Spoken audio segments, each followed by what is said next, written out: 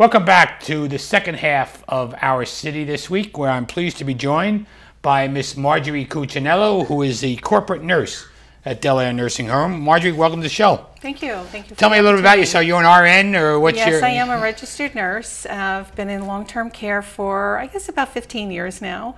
And we've kind of developed a program that is unique, and hopefully it'll be helpful to the community.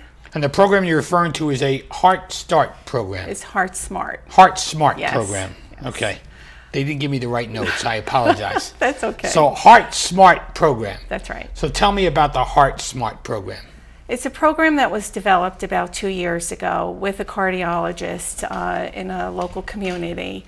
And we developed a set of medical management orders and through nursing education, developed also nursing management skill sets, so that when a patient comes into our facility, we start education immediately, so that it's a whole lifestyle change for them, from the foods that you like to eat, from foods that you can have, and learning really to eat foods that are heart healthy for you.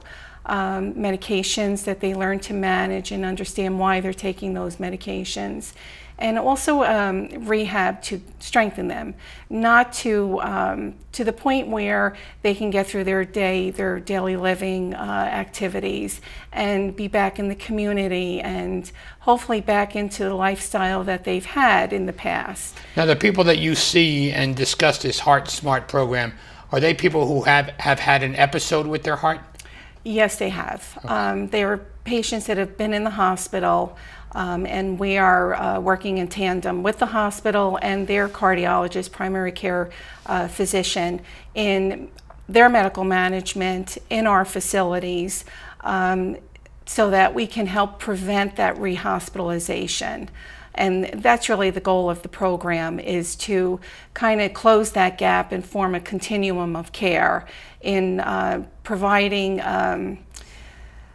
education on diet, on exercise, knowing when you're starting having symptoms to call your physician right away, so that the physician can treat you without you having to go to the hospital to be admitted. And that can take sometimes... How many people are affected by heart failure? When we first started the program, there was about 500,000. To date, there's over 600,000. So you can see that those numbers... Nationwide? That's nationwide. Those numbers have grown tremendously.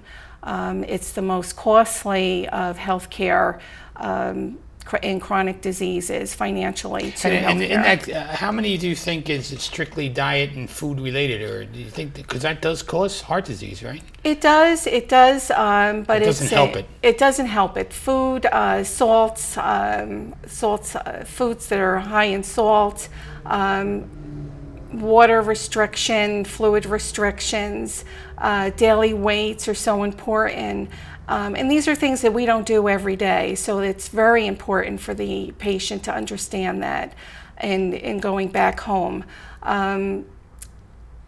Your question about changes in diet is, I think, the hardest for... Yeah, if you're 60, 70 years old, you don't want to change your diet. Well, you're used to eating you want a steak and a glass of wine, food. what's going to... Well, you can have that glass of wine. It's just that you can't have all the salt. 5 glasses of wine, right? Right, you can't have 5 glasses of wine, but you can enjoy, but with less salt in your diet, less fluid, according to how advanced your heart failure is.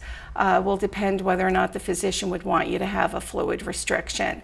And that means that you just can't go to the faucet and have a glass of water.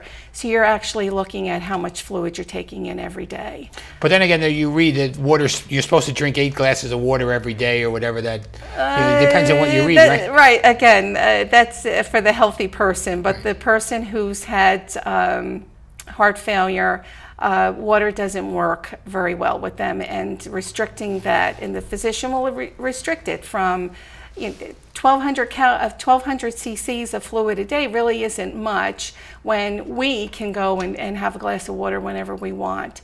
So that impacts a lot on the patient, and as I said, the education and that emotional change in the lifestyle, I think is the most what affects the patient. So your goal is to, when people leave, is to not have them re-up in 30 days, right? That's right. Your goal is to get them beyond... to get them educated, help them start logging in what they're eating, what they're drinking, weighing themselves every day, knowing when I don't feel well, to give that physician a call so that he can intervene before it gets to the point where they need to go to the emergency Do you see the room. biggest relapses, Marjorie, in 30 days, in the first 30 days? Is that what happens? That's what's been prevalent, and that's why it's been very costly to the healthcare industry, because the patient is back in the hospital, and it's a chronic disease process, and if we don't learn to manage it in our nursing homes and for discharging the patient into their home, that patient will eventually end up back in the hospital for treatment. And Marjorie, how does the community overall benefit from this?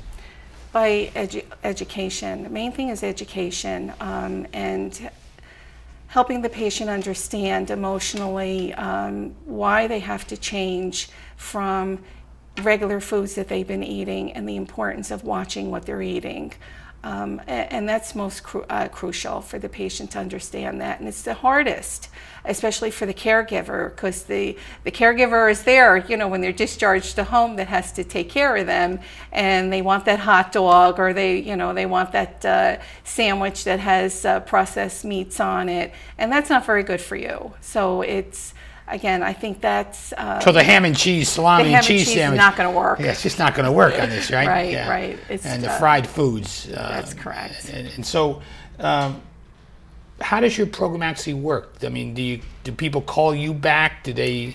We do. Once the patient is discharged home back into the community, we do call the patient, just a friendly call. How are you? Are you taking your medications? How are you feeling?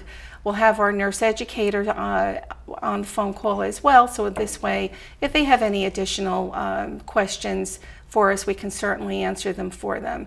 But it's just to make sure, did you make that appointment with your cardiologist? Are you following up? What is your weight? How has your weight been over the past couple of days since you've been home? So just give us an idea on how you're doing. And also letting them know that they can call us back if they have any questions. How many patients do you have run through this program? To date, probably about 40 patients have come through, and the program has been very successful in the patients not being readmitted back to the hospital within 30 days. Well, I want to wish you well with the Heart you. Smart program and Thank all you. the work you do at Del Air Nursing Home. All right, thank you very much. So I want to thank Miss Marjorie Cuccinello for joining us, as well as George Cruz and Mr. John Pillock at the Del Air Nursing Home for sharing their success stories with us. So please see us and join us next week for another edition of Our City.